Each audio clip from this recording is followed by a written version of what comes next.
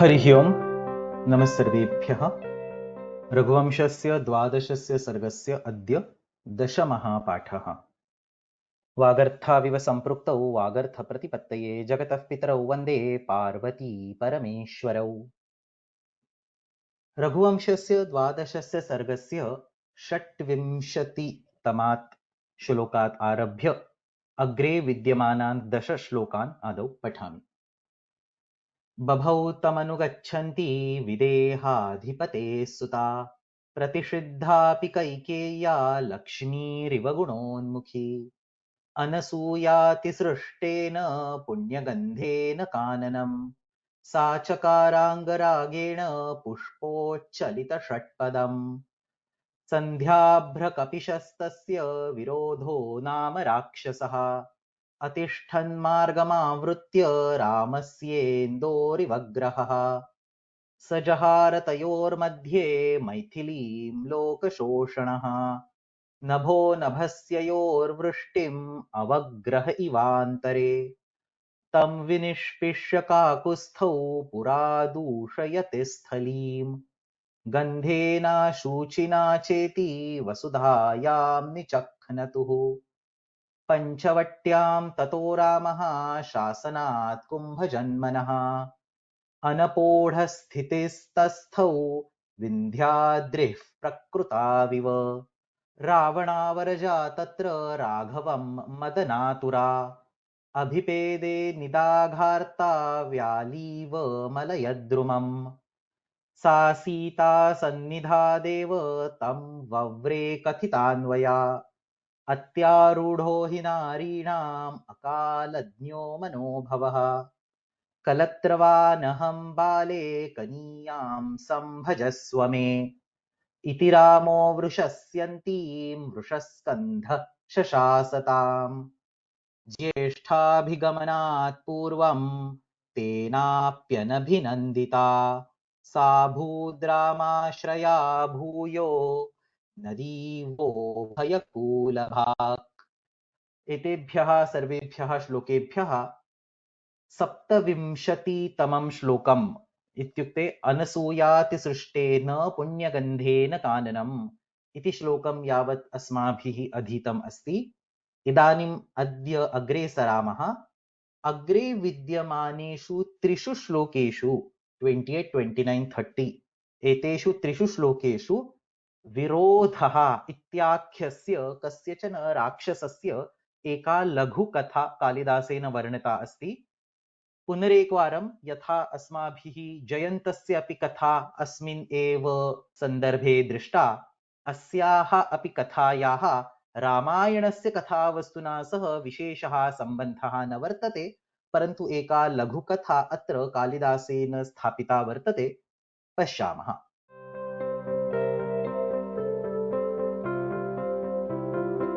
रघुवंशस्य 12 सर्गस्य 28तमः श्लोकः। सन्ध्याभ्रकपिशस्तस्य विरोधो नाम राक्षसः अतिष्ठन्मार्गमावृत्य रामस्येन्दोरिवग्रहः।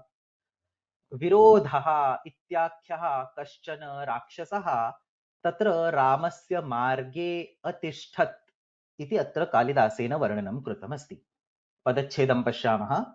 सन्ध्याभ्रकपिशः तस्य विरोधः नाम राक्षसः अतिष्ठत् मार्गम् आवृत्य रामस्य इन्दोः इव ग्रहः। सरलः श्लोकः। एका उपमा अपि अत्र कालिदासेन दत्ता वर्तते। पश्यामः। क्रियापदम् अतिष्ठत्। तत्र श्लोके किं श्रूयते? अतिष्ठन् मार्गम् आवृत्य। अतिष्ठन् इति अपि उचितं क्रियापदम् अस्ति। अतिष्ठत्, अतिष्ठताम्, अतिष्ठन्।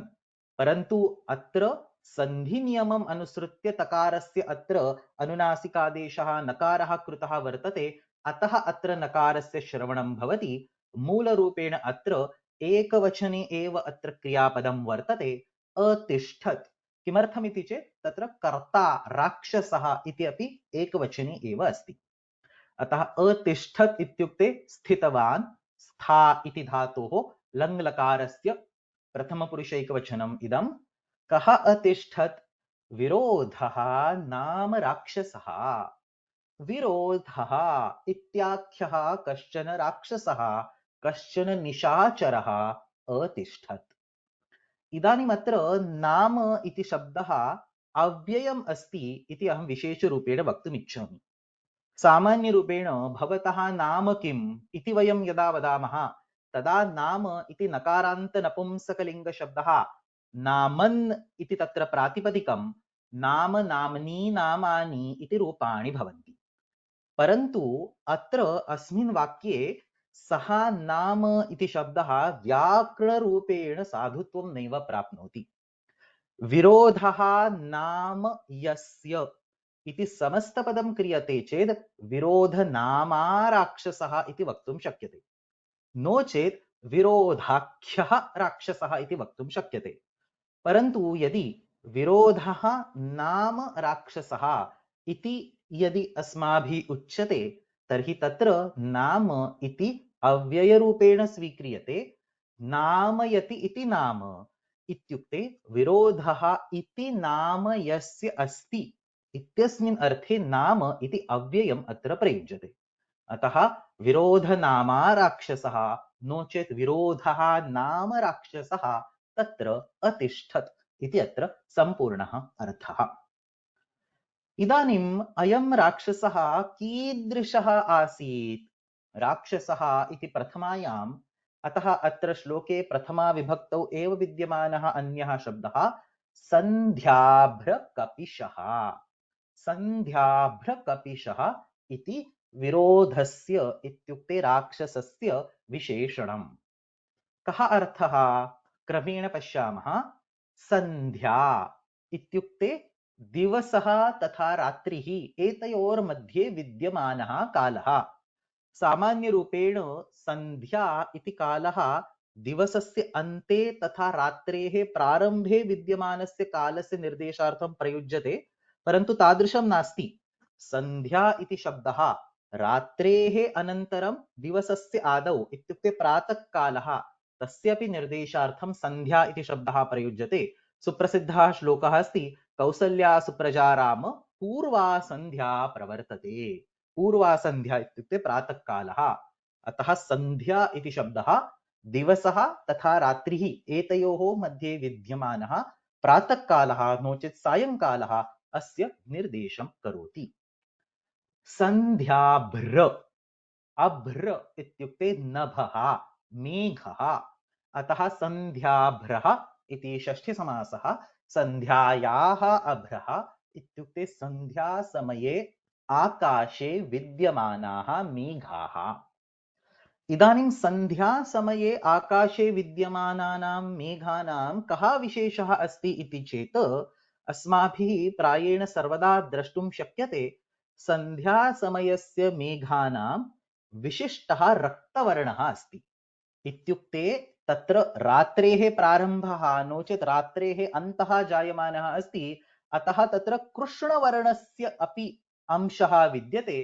किञ्च सूर्यस्य किरणाः तत्र तेषां मेघानाम् उपरि पतन्ति, अतः तेषां रक्तवर्णः अपि विद्यते।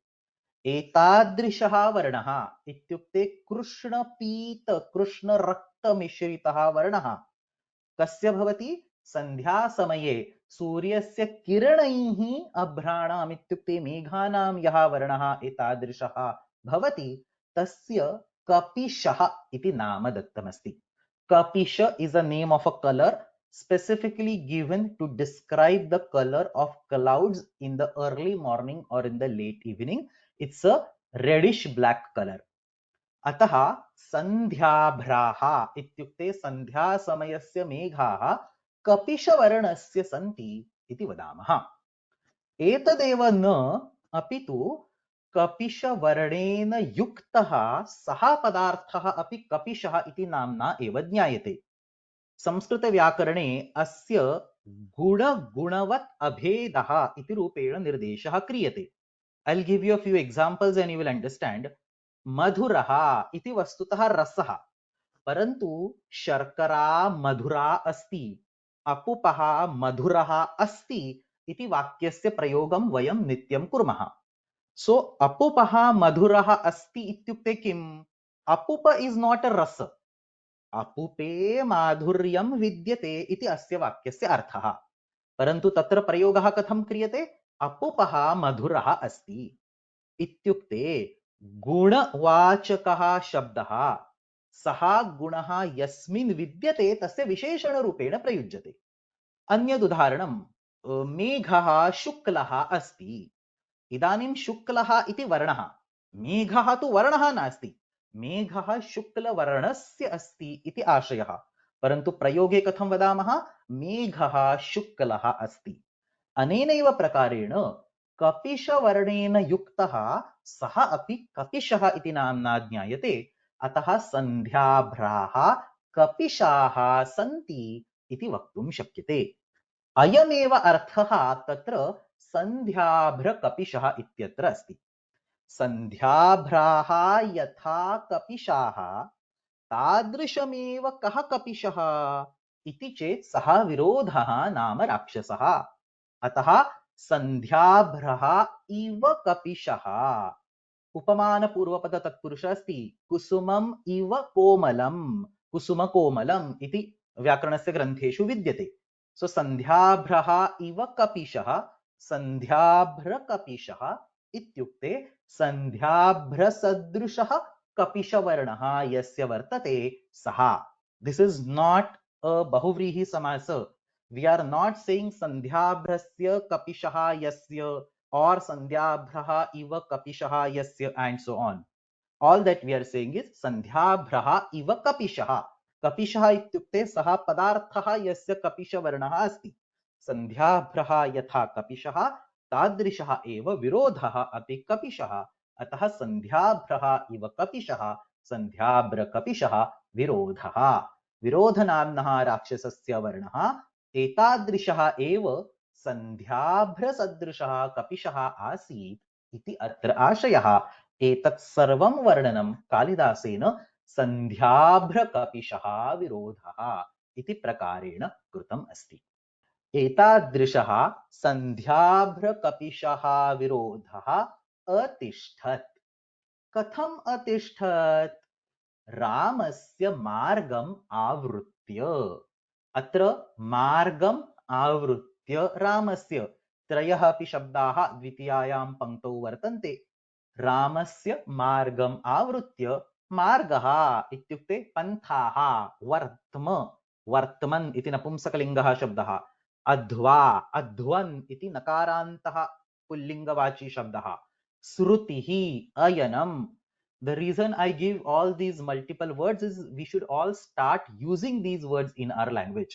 अतः मार्गः इत्युक्ते पन्थाः, वर्त्म, अध्वा, श्रुतिः, अयनम्।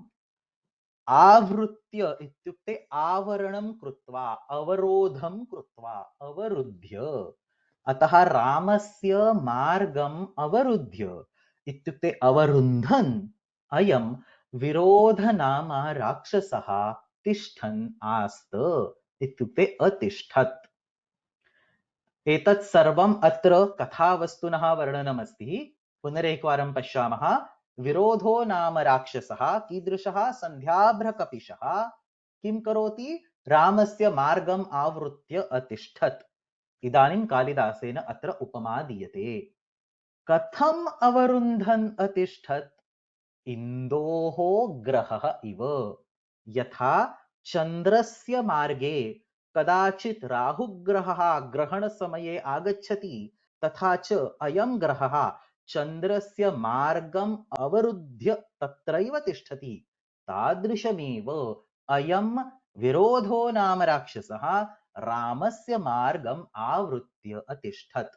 इन्दुः इत्युक्ते शशि, चन्द्रमाः, चन्द्रः।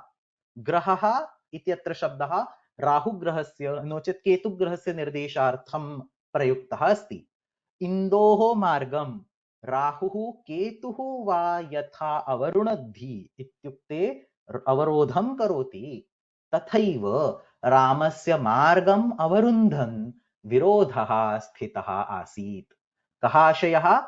चन्द्रग्रहणकाले यथा राहुः नो चेत् केतुः चन्द्रस्य भ्रमणमार्गे अवरोधं कुरुतः, तथैव रामस्य मार्गे अवरोधं कुर्वन् विरोधः इत्याख्यः कश्चन राक्षसः स्थितः आसीत्.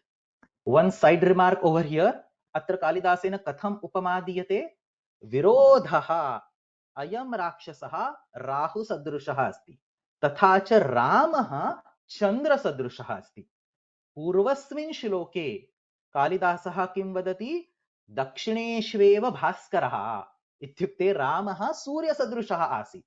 इदानीं रामः चन्द्रसदृशः अस्ति. उभयथा कालिदासेन उपमा दत्ता वर्तते.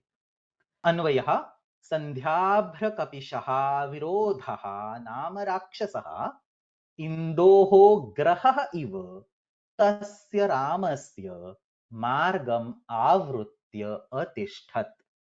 केवलं रामस्य इति वक्तुं शक्यते, तस्य इति आवश्यकं नास्ति, परन्तु श्लोके छन्दसः पूर्त्यर्थं तस्य इति शब्दः कालिदासेन प्रयुक्तः वर्तते, अतः अन्वये अपि अस्माभिः सः स्वीकर्तव्यः.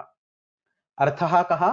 सन्ध्यासमयस्य मेघानां वर्णस्य सदृशः एव कपिशः वर्णः यस्य आसीत्, तादृशः विरोधः इत्याख्यः कश्चन राक्षसः रामस्य मार्गे तथैव अवरोधं कृत्वा अतिष्ठत्, यथा चन्द्रग्रहणसमये राहुः चन्द्रस्य मार्गम् अवरुन्धन् तिष्ठति.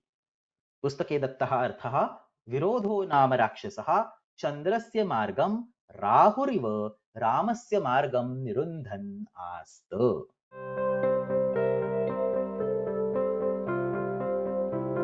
रघुवंशस्य 12 सर्गस्य 29तमः श्लोकः. सजहारतयोर्मध्ये मैथिलीं लोकशोषणः नभो नभस्ययोर्वृष्टिम् अवग्रह इवान्तरे. इदानीम् अयं विरोधः नाम राक्षसः किं कृतवान् इति चेत् सीतायाः अपहरणं कृतवान्, नो चेत् तादृशं कर्तुं सः प्रायतत इति आशयः. पदच्छेदः: सः जहार तयोः मध्ये मैथिलीं लोकशोषणः नभस् नभस्ययोः. सो नभो नभस्ययोः इत्यत्र नभस् नभस्ययोः वृष्टिम् अवग्रहः इव अन्तरे. पुनरेकवारम् उपमा दत्ता अस्ति. पश्यामः. क्रियापदं किं? जहार, हरणं कृतवान्, अहरत् इति आशयः. रु इति धातोः लिट् लकारस्य प्रथमपुरुषैकवचनस्य इदं रूपं. सः इत्युक्ते विरोधनामा सः राक्षसः हरणं कृतवान्. कीदृशः अयं विरोधनामा राक्षसः? लोकशोषणः. प्रथमायाम् अस्ति, अतः विरोधस्य विशेषणरूपेण प्रयुज्यते. कीदृशः? लोकशोषणः. शोषयति इत्युक्ते पीडयति, सः शोषणः. शुष इति धातोः ल्यु इति प्रत्ययः अस्ति. This looks very similar to lut, but this is not lut. Lut and lyu are two different pratyayas in Sanskrit. कः भेदः इति चेत् ल्युट् इति प्रत्ययः भावस्य निर्देशार्थं प्रयुज्यते. गमनं, लेखनं, हसनं, वदनं सर्वत्र क्रियायाः निर्देशः अस्ति. अत्र कर्तुः निर्देशः अस्ति. शोषयति इति शोषणः इत्युक्ते सः मनुष्यः यः शोषणं करोति सः शोषणः. Now see, in the same sentence I used the word shoshanam and I also used the word shoshanaha. शोषणम् इति ल्युट् प्रत्ययान्तं रूपं नपुंसकलिङ्गे क्रियायाः अर्थे प्रयुज्यते. शोषणः इति कर्तुः निर्देशार्थं ल्यु प्रत्ययान्तरूपं प्रयुज्यते. शोषणं करोति, पीडां ददाति इति शोषणः. लोकः इत्युक्ते जनः, प्रजा, समाजः, जनता, एतेषां सर्वेषां शोषणं करोति. लोकस्य शोषणं करोति इत्युक्ते लोकस्य शोषणः इत्युक्ते जनान् शोषयति, जनान् त्रासयति, जनान् पीडयति, सः लोकशोषणः. अतः अयं जनान् नित्यं पीडयति स्म, जनान् नित्यं त्रासयति स्म. एतादृशः अयं विरोधः इत्याख्यः कश्चन राक्षसः अपहरणं कृतवान्, हरणं कृतवान्. कस्य हरणं कृतवान्? Now it is obvious, nobody can dare to kidnap Rama and Lakshmana. So Maithilyaha Maithilim jahar, Sitayaha अपहरणं कृतवान् इत्याशयः. मैथिली इति शब्दं पश्यामः. मिथिला इति नगर्याः नाम. मिथिला निवासः अस्याः इति मैथिली अणप्रत्ययान्तं रूपमस्ति. नो चेत् मिथिलायाः राजा मैथिलः, तस्य अपत्यं स्त्री मैथिली, उभयथा व्युत्पत्तिः भवितुम् अर्हति. अस्याः मैथिल्याः इत्युक्ते सीतायाः सः विरोधनामा राक्षसः यः जनान् पीडयति स्म सः हरणं कृतवान्. मैथिल्याः वर्णनं कथं कृतमस्ति? तयोः मध्ये इत्युक्ते रामस्य लक्ष्मणस्य च मध्ये विद्यमाना, रामलक्ष्मणयोः मध्ये विद्यमानायाः सीतायाः विरोधः इत्याख्यः राक्षसः हरणं कृतवान् इति अत्र आशयः. तयोर्मध्ये विद्यमाना इति अस्माभिः अध्याह्रियते. तयोर्मध्ये विद्यमानां मैथिलीं जहार. नो चेत् तयोः मध्ये जहार इति अपि वक्तुं शक्यते. Both of them were sitting, Maithili was sitting in between and he kidnapped her in front of them इति अत्र अर्थः. इदानीं कालिदासस्य प्रतिभां पश्यामः. विरोधः कीदृशं हरणं कृतवान्? सम्पूर्णायां द्वितीयायां पङ्क्तौ कालिदासेन उपमा एका दत्ता वर्तते. नभो नभस्ययोः अन्तरे वृष्टिम् अवग्रहः इव. See once again, नभो नभस्ययोः and the last word antare वृष्टिम् अवग्रहः इव. कः अर्थः? सामान्यरूपेण श्रावणमासः तथा च भाद्रपदमासः इति द्वौ मासौ वर्षाऋतौ विद्येते. अतः एतयोः द्वयोः मासयोः सामान्यरूपेण महती वर्षा भवति. परन्तु कदाचित् अवग्रहः इत्याख्यः कश्चन कुयोगः, kuyoga in the sense some atmospheric conditions or some kind of environmental reasons, because of which Shravan मासे तथा च भाद्रपद मासे वर्षा एव न भवति. इत्युक्ते येषु मासेषु नित्यं वर्षा भवेत् इति अपेक्षा वर्तते, तादृशयोः द्वयोः मासयोः वर्षा न भवति, तदा तत्र अवग्रहः अस्ति इति उच्यते. This is the part that Kalidasa is referring over here. नभस् and नभस्य इत्युक्ते श्रावण मासः तथा च भाद्रपद मासः.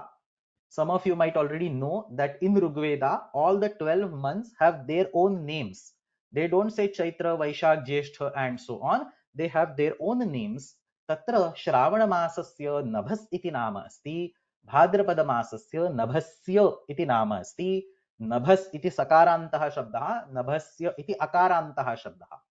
तर्हि अत्र नभो नभस्ययोः इत्युक्ते श्रावणः मासः तथा च भाद्रपदः मासः, एतयोः मध्ये, अन्तरे इत्युक्ते मध्ये. श्रावण मासे भाद्रपद मासे च. Now technically after Shravana immediately Bhadrapada comes.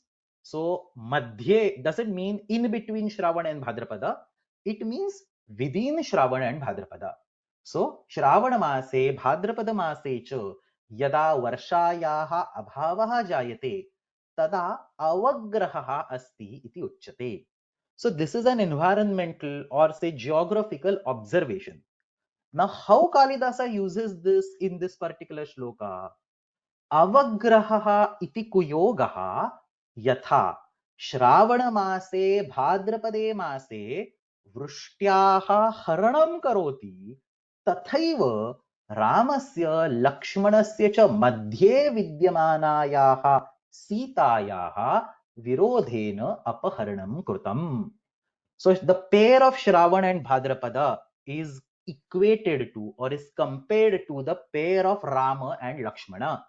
Ram लक्ष्मणयोर मध्ये विद्यमाना सीता तथैव नभो नभस्ययोर मध्ये विद्यमाना वर्षा अस्याः वर्षायाः यथा अवग्रहः हरणं करोति तथैव विरोधः रामलक्ष्मणयोर्मध्ये विद्यमानायाः सीतायाः हरणं कृतवान् इति आशयः। अन्वयं पश्यामः। सः लोकशोषणः इत्युक्ते विरोधनामा राक्षसः, सः लोकशोषणः तयोर्मध्ये मैथिलीं नभो नभस्ययोः अन्तरे वृष्टिम् अवग्रहः इव जहार। यथा श्रावणमासे भाद्रपदमासे च जायमानां वर्षाम् अवग्रहः इत्याख्यः कश्चन कुयोगः हरति तथैव जनस्य शोषकः इत्युक्ते लोकशोषणः, जनस्य शोषकः विरोधनामा राक्षसः रामलक्ष्मणयोः मध्ये विद्यमानां सीताम् अहरत्. There is actually an overload or double meaning of the word madhye being used. So Rama Lakshmanayoho madhye means actually sitting in between. परंतु श्रावण भाद्रपदयोः मध्ये इत्युक्ते श्रावणमासे तथा च भाद्रपदमासे इति भिन्नयोः अर्थयोः अत्र प्रयोगः कृतः अस्ति। शब्दः समानः नास्ति। रामलक्ष्मणस्य कृते मध्ये इति शब्दः अस्ति, श्रावण भाद्रपदयोः कृते अंतरे इति शब्दः अस्ति. So it's not a shlesha or anything. Two distinct words are there. There is a slight difference between the interpretation of the word madhye and interpretation of the word antare. पुस्तके दत्तः अर्थः लोकभीकरः सः राक्षसः रामलक्ष्मणयोर्मध्ये विद्यमानां सीताम् अपहृत्य धृतवान्, ran away. श्रावणभाद्रपदयोः वृष्टियोगः तत् प्रतिबन्धयोगेन यथा अपहृतः भवति तथा सीता अपहृता। यथा अवग्रहः इति योगः वृष्ट्याः हरणं करोति तथैव सीतायाः अपि अपहरणं जातम् इति आशयः।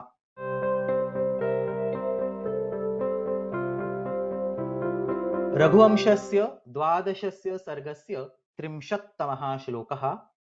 तं विनिष्पिष्य काकुत्स्थौ पुरा दूषयते स्थलीं गन्धेनाशुचिना चेति वसुधायां निचक्नतुः। कथायाः अन्तिमः चरणः रामेण लक्ष्मणेन च विरोधस्य वधः कृतः इति अत्र आशयः। तं विनिष्पिष्य काकुत्स्थौ पुरा दूषयति स्थलीं गन्धेन अशुचिना च इति वसुधायां निचक्नतुः. Very beautiful thought put forth by Kalidasa over here. किं क्रियापदम्? निचक्नतुः. द्वितीयायाः पङ्क्तेः अन्ते इदं क्रियापदं वर्तते. कः अर्थः? विवरं कृत्वा इत्युक्ते भूमिं खनित्वा तत्र निक्षिप्तवन्तौ, बरीड इन द लैंड इति अर्थः। कथम इदं क्रियापदं सिद्ध्यति? नि उपसर्गपूर्वकः खन, खन इत्युक्ते टू डिग, नि उपसर्गपूर्वकः खन इति धातुः तस्य लिट् लकारस्य प्रथमपुरुष द्विवचनम् इदम् अस्ति। लट् लकारस्य रूपं कथं भवति? निखनति। निखनति इत्युक्ते विवरं कृत्वा खनित्वा तत्र निक्षिपति, digs the land and buries something. तस्य लिट् लकारस्य प्रथमपुरुष द्विवचन निचक्नतुः। कः अर्थः? विवरं कृत्वा तत्र निक्षिप्तवन्तौ। द्विवचने किमर्थं? रामलक्ष्मणौ इति द्वौ कर्तारौ, both of them killed him together. अतः अत्र द्विवचनस्य प्रयोगः क्रियते। कौ निचक्नतुः? काकुत्स्थौ, त स थ, काकुत्स्थौ इत्युक्ते रामलक्ष्मणौ। रामलक्ष्मणयोः निर्देशः काकुत्स्थ इति नाम्ना कृतः अस्ति।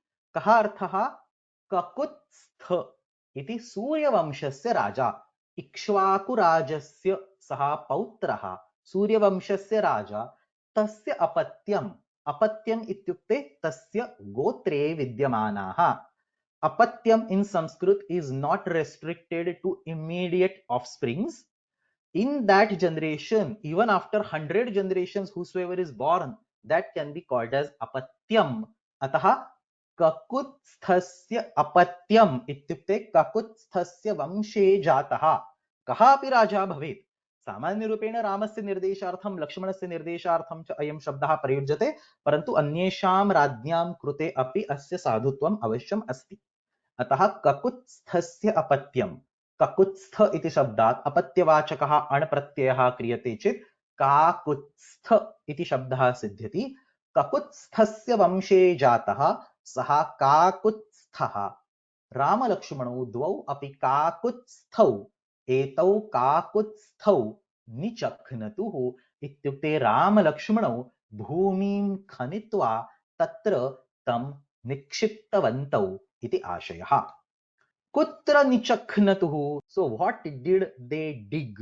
In general, when you say dig, typically it is land, but you can also dig a well, for example, parvata, for example, whatever. So it's been clarified. कुत्र निचख्नतुः? वसुधायाम्। अत्र शब्दः वर्तते वसुधायां निचख्नतुः। वसुधा इत्युक्ते पृथिवी, वसूनि इत्युक्ते रत्नानि दधाति, सा वसुधा। एषा वसुधा इत्युक्ते इयं पृथिवी अस्यां रामलक्ष्मणौ तं निचख्नतुः। तम् इत्युक्ते कं? विरोधनामानं राक्षसं। येन राक्षसेन सीतायाः हरणं कृतम् आसीत् तं राक्षसं रामलक्ष्मणौ भूमौ निक्षिप्तवन्तौ। Now the next part. Kim krutva nichakhnatuhu? How did they bury him in the land? Vinishpishya. Vinishpishya ityukte they crushed him. Tasya churnam krutva, tasya hananam krutva tam bhumau nichakhnatuhu. वि उपसर्ग पूर्वकः निस उपसर्ग पूर्वकः पिश इति धातुः। पिश मीन्स टू मेक paste, two grind, two मेक powder इति अर्थः। संचूर्णने हिंसायां च इति अस्य धातोः धातुपाठे दत्तः अर्थः वर्तते। टू क्रश, किल, डिस्ट्रॉय इति अर्थः। लट्लकारस्य रूपं विनिष्पिनष्टि। वि निष् रुधादिगणस्य धातुः अस्ति, अतः पिनष्टि, विनिष्पिनष्टि। हन्ति, चूर्णं करोति इति तत्र अर्थः। तस्य ल्यबन्तं विनिष्पिष्य, हत्वा चूर्णं कृत्वा इति आशयः। So they killed him, they crushed him, and then they buried him in the land. Ram लक्ष्मणौ तं विरोधनामानं राक्षसं हत्वा नो चेत् तस्य चूर्णं कृत्वा तं भूमौ निक्षिप्तवन्तौ इति आशयः। Still one big component is remaining. Gandhena shuchina cheti puradushyati sthalim. This entire component is still pending. All that we saw till now is काकुत्स्थौ tam vinishpishya vasudhayam nichakhnatuhu. पश्यामः किमर्थं निचख्नतुः, किमर्थं भूमौ निक्षिप्तवन्तौ। किमुत्तरं दत्तमस्ति? अशुचिना गन्धेन स्थलीं दूषयति अतः। He had very foul smell, very bad odor, because of which his dead body might stink and it might make the entire environment polluted, apavitra, and therefore they decided to bury him in the land. अशुचिना गंधेन स्थलीं दूषयति। अशुचिः इत्युक्ते अपवित्रः, गन्धः smell, order, fragrance, सौरभः। शुचिः इत्युक्ते पवित्रं, तस्य विरुद्धः न शुचि इत्युक्ते अशुचि, अपवित्रं। शुचि इति त्रिषु लिङ्गेषु शब्दः प्रयुज्यते, विशेषणरूपेण अस्ति, परन्तु अत्र बहुव्रीहि समासे अन्यपदार्थसदृशम् अस्य लिङ्गं भवति, अतः अशुचिः गन्धः इति अत्र पुल्लिङ्गे प्रयोगः कृतः अस्ति। अशुचिना गन्धेन स्थलीं दूषयति। स्थलीम् अस्माभिः पूर्वम् अपि अयं शब्दः दृष्टः, चित्रकूटस्थलीं। तथैव अत्र एतादृशं स्थलम्, एतादृशी भूमिः स्थली, तां स्थलीं सः इत्युक्ते राक्षसः नो चेत् तस्य शरीरं किं करोति? अशुचिना गन्धेन दूषयति। दूषयति इत्युक्ते अपवित्रं करोति, विकृतं करोति। दुष इति धातुः तस्य निजन्तप्रयोगः अस्ति। अयं दिवादिगणस्य चतुर्थगणस्य धातुः दुष्यति इत्युक्ते अपवित्रः भवति। दूषयति इत्युक्ते अपवित्रं करोति। Understand a fine grammatical aspect. दुष इति धातौ उकारः ह्रस्वः अस्ति, परन्तु दूषयति इति निजन्त प्रयोगे उकारः दीर्घः अस्ति। तत्र सूत्रमस्ति दोषोणौ इति सूत्रेण णिच् प्रत्ययस्य उपस्थितौ तत्र दीर्घ उकारः आदेशरूपेण विधीयते। अतः सामान्यरूपेण लट् लकारस्य दुष्यति इति रूपं, परन्तु णिजन्तस्य लट् लकारस्य दूषयति इति रूपं। दूषि इति धातुः तस्य लट् लकारस्य प्रथम पुरुषैकवचनस्य रूपम्। अतः अयं राक्षसः नो चेत् तस्य अयं देहः अशुचिना गन्धेन स्थलीं दूषयति, नो चेत् दूषयेत्। अतः सः भूमौ एव भवेत्, बहिः न भवेत् इति विचिन्त्य तौ तं भूमौ निक्षिप्तवन्तौ। One word is still remaining, pura. Everything else we have seen.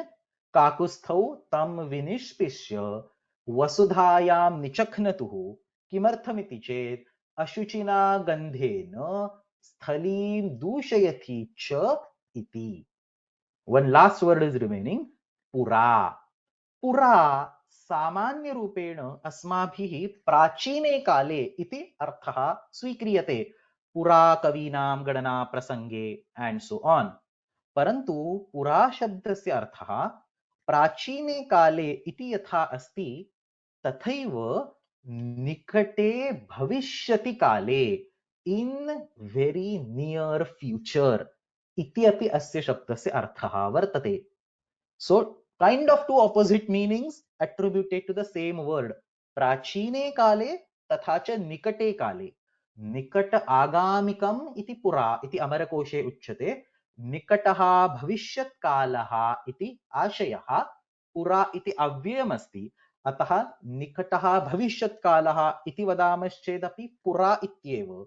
निकटे भविष्यत् काले इति सप्तम्यन्तः प्रयोगः कर्तुम् इष्यते चेदपि पुरा इत्येव अव्ययमस्ति। अतः पुरा इत्युक्ते इन द नियर फ्यूचर।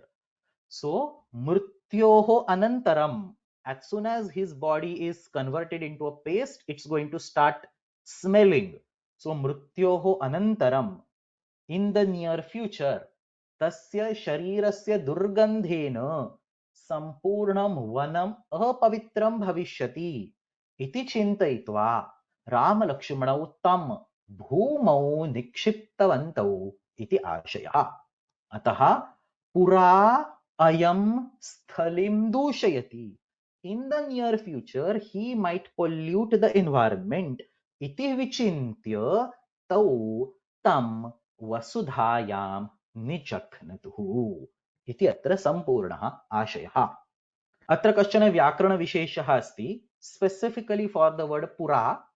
तत्र अष्टाध्याय्याम् एकं सूत्रं वर्तते, यावत् पुरा निपातयोर्लट् इति सूत्रस्य कः अर्थः इति चेत्, अंडरस्टैंड दिस, पुरा इति शब्दस्य प्रयोगे यद्यपि भविष्यत्कालस्य अर्थः वर्तते, पुरा is in the near future, तथापि यावत् पुरा निपातयोर्लट् इति सूत्रेण नित्यं लट् लकारस्य एव प्रयोगः करणीयः।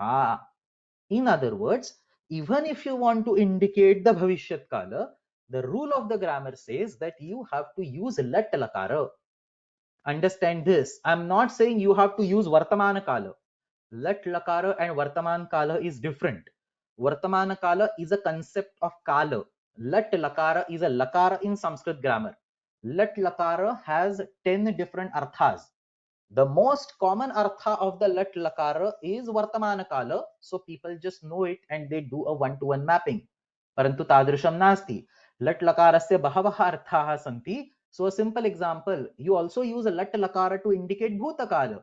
Ramaha vasati sma इत्युक्ते स्म इत्यस्य शब्दस्य प्रयोगे लट् लकारस्य प्रयोगेण भूतकालस्य निर्देशः भवति। तथैव पुरा इति शब्दस्य प्रयोगे लट् लकारस्य प्रयोगेण भविष्यत्कालस्य निर्देशः भवति। अतः अत्र भविष्यत्कालस्य निर्देशार्थं लट् लकारः भवति। अतएव पुरा दूषयति इति वक्तव्यं। निकटे काले दूषयिष्यति इत्यस्मिन् अर्थे पुरा स्थलीं दूषयति इति प्रयोगः कालिदासेन कृतः अस्ति। अन्वयं पश्यामः। काकुत्स्थौ तं विनिष्पिष्य अशुचिना गन्धेन पुरा स्थलीं दूषयति इति च वसुधायां निचक्नतुः। रामलक्ष्मणौ विरोधनामानं राक्षसं हत्वा अयं मरणान्तरम् अपि स्वस्य दुर्गन्धेन वनं दूषयिष्यति इति चिन्तयित्वा तादृशं मा भूत् इति हेतुना तस्य शरीरं पृथिव्यां विवरं कृत्वा तत्र अस्थापयताम्। द्विवचनमस्ति।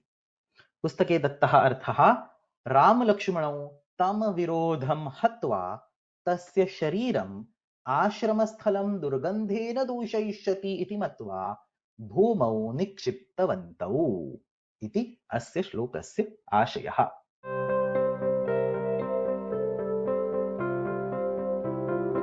रघुवंशस्य 12 सर्गस्य 31तमः श्लोकः। पंचवट्यां ततो रामः शासनात् कुम्भजन्मनः अनपोढस्थितिस्तस्थौ विन्ध्याद्रिः प्रकृताविव। इदानीं विरोधस्य नाशात् अनन्तरं तत्रैव पंचवट्याम् अगस्त्यमुनेः आदेशस्य पालनं कृत्वा रामः निवासं कृतवान् इति अस्य श्लोकस्य आशयः। So there is a reference to this Agastya Muni. He instructed Rama to stay in that particular Panchavati Vana. Padachhedah Panchavatyam tatah Ramah शासनात् कुंभजन्मनः अनपोढस्थितिः तस्थौ विन्ध्याद्रिः प्रकृताविव। किं क्रियापदं? तस्थौ इति। अनपोढस्थितिः तस्थौ। तस्थौ इति क्रियापदम् अतिष्ठत्, अवसत्, अवर्तत। अवर्तत is stayed there, remained there इति आशयः। स्था धातोः लिट् लकारस्य इदं रूपं। कः तस्थौ? रामः। रामः इत्युक्ते लक्ष्मणः, मैथिली सर्वेषामपि अत्र ग्रहणमस्ति, परन्तु श्लोके रामः दशरथनन्दनः इति निर्देशः कृतः वर्तते। कुत्र तस्थौ? पंचवट्याम्।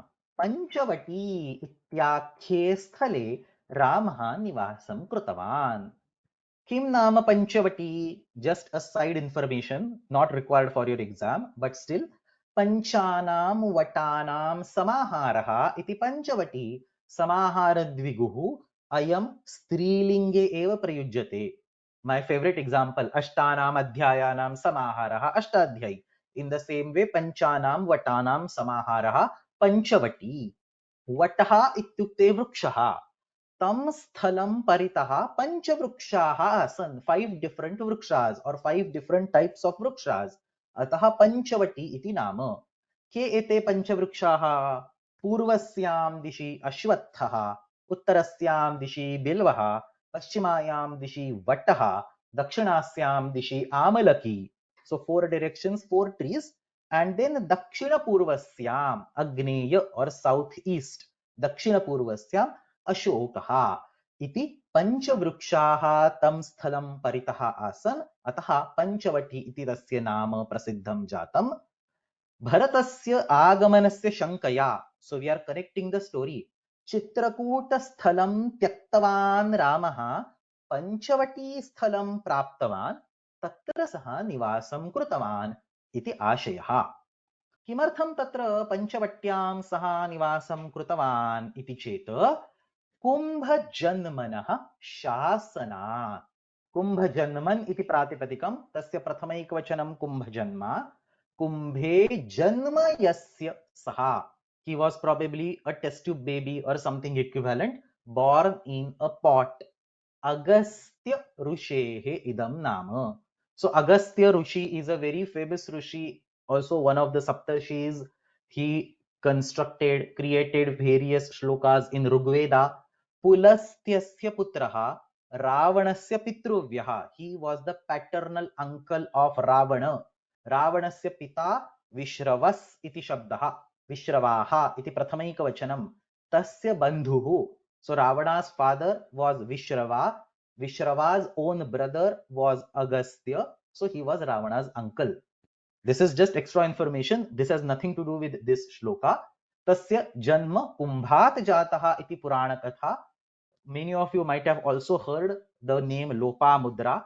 That is Agastya's patni. So Agastyasya patnyaha nama Lopamudra iti. There are two famous stories about Agastya. Ekavaram saha sampurnam samudram pitavan. He drank the entire ocean. Kimarthamiti chet kashana asuraha. I don't recollect the name now. Kashana asuraha indrena sah yuddham kurvan samudram gatva tatra guptaha jataha aguhat. He hid in the ocean. So Indra requested Agastya to drink the entire ocean, and then he drank the entire ocean, exposing the asuras. So that's one story. The second story, he also made Vindhya Parvata bow down. Kadachit Vindhya Parvatam avanamayat. So this story goes like this, that Vindhya Parvata was actually a student, a disciple of Agastya, but Vindhya Parvata wanted to compete with the Meru Parvata, so he started growing and started increasing in size, and eventually he became so big that he obstructed the light of the sun from reaching earth, and therefore in absence of solar light the life became chaotic, and therefore people requested Agastya to do something. So Agastya played a trick. He went to Vindhya and he said that I am going to the south of you for doing some yajna, but you have grown so much that I cannot cross you. So please bow down, reduce your height so that I can easily cross you, and stay in that bowed down position till I don't come back. So first let me finish the yajna and come back, and only then you should stand up.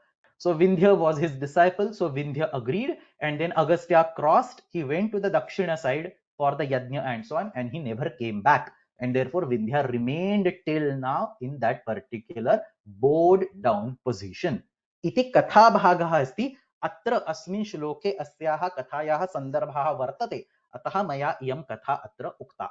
We'll see that on the next slide. Parantu tasmat purvam kumbha janmanaha ityukte Agastyasya शासनात् इत्युक्ते आदिन्यया. अगस्त्यः ऋषिः रामेण सह मिलित्वा तं त्वं पंचवट्यां निवासं कुरु. You stay in the Panchavati इति आज्ञापयामास.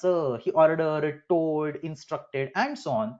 एताम् आज्ञाम् अनुसृत्य रामः पंचवट्यां निवासं प्रारभत. Now see this. रामः कीदृशं तत्र पञ्चवट्यां स्थितवान्? अनपोढस्थितिः इति शब्दः अत्र वर्तते. बहुव्रीहि समासः. अनपोढा स्थितिः येन सह इति अनपोढस्थितिः. कः अर्थः? स्थितिः इत्युक्ते मर्यादा, न्याय्यपथः, उचितवर्तनस्य मार्गः.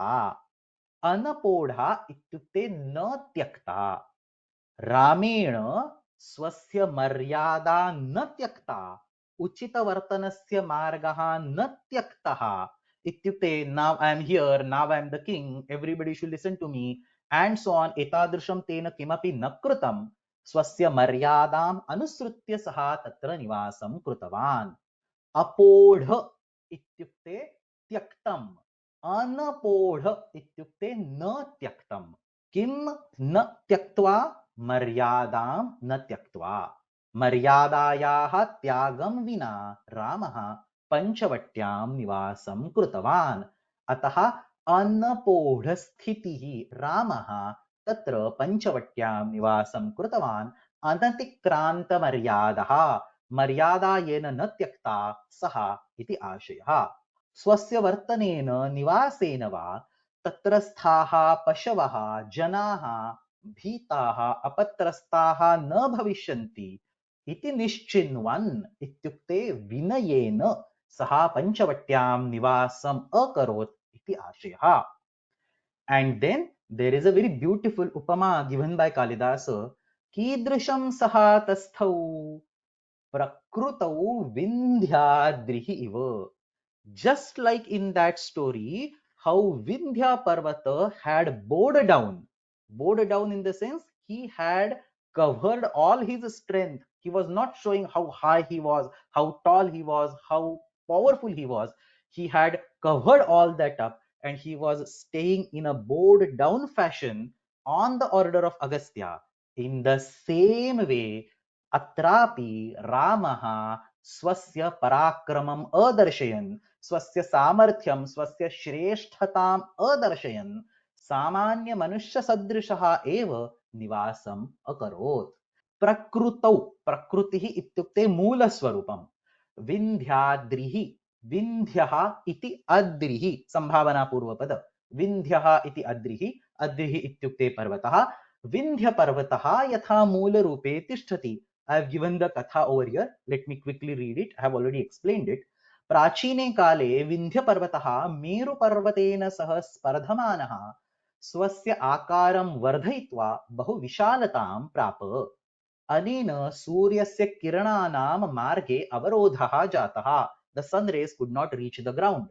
सूर्यकिरणानाम् अभावेन पृथिव्याः वृक्षाः प्राणिनश्च अम्लायन्. They became sick. एतद् दृष्ट्वा अगस्त्य मुनिः विन्ध्याय आदेशम् अददात् यत् सः स्वस्य विशालं स्वरूपं त्यक्त्वा प्रकृतरूपे इत्युक्ते प्रारम्भे यस्मिन् रूपे आसीत् तस्मिन् रूपे पुनः आगच्छेत्. मुनेः आज्ञाम् अनुसृत्य विन्ध्यः स्वस्य विशालं रूपं त्यक्त्वा प्रकृतस्वरूपं स्वीकृतवान्. यथा सः स्वस्य विशालं रूपं न दर्शयन् सामान्ये एव रूपे निवासं कृतवान् तथैव रामः अपि अगस्त्यमुनेः आज्ञया स्वस्य पराक्रमं राजवैभवं मूलरूपम् इत्यादिकम् अदर्शयन् सामान्यः मनुष्यः इव पञ्चवट्यां निवासं प्रारभत इति आशयः. अन्वयः ततः इत्युक्ते विरोधस्य वधात् अनन्तरं ततः रामः कुम्भजन्मनः शासनात् पञ्चवट्यां विन्ध्याद्रिः प्रकृताविव अनपूढस्थितिः तस्थौ. इवेन सह नित्यसमासः, अतः अत्र मया समस्तपदमेव लिखितमस्ति. अर्थः अनन्तरं रामः अगस्त्यमुनेः आदेशम् अनुसृत्य पञ्चवटीस्थले विनयेन तथैव निवासं कृतवान् यथा विन्ध्यपर्वतः अगस्त्यमुनेः आदेशेन स्वस्य विशालं रूपम् अप्रकटीकुर्वन् मूलरूपे एव तिष्ठति. पुस्तके दत्तः अर्थः पूर्वं विन्ध्याद्रिः मेरुस्पर्धया अतीव वर्धते स्म. He kept on growing. तदा त्वे अगस्त्यः तं शशास. सः अपि प्रकृतिस्थः अभूत्. रामः अपि अगस्त्यवचनात् पञ्चवटीं प्राप्य विनयनमिताङ्गः स्वस्थः आसीत् इति अत्र आशयः. अत्र अस्याः कथायाः पूर्वार्धः समाप्यते. इदानीम् अग्रिमश्लोकात् आरभ्य शूर्पणखायाः कथावस्तु प्रारभ्यते. तां कथां वयम् अग्रिमवर्गात् आरभ्य पठामः.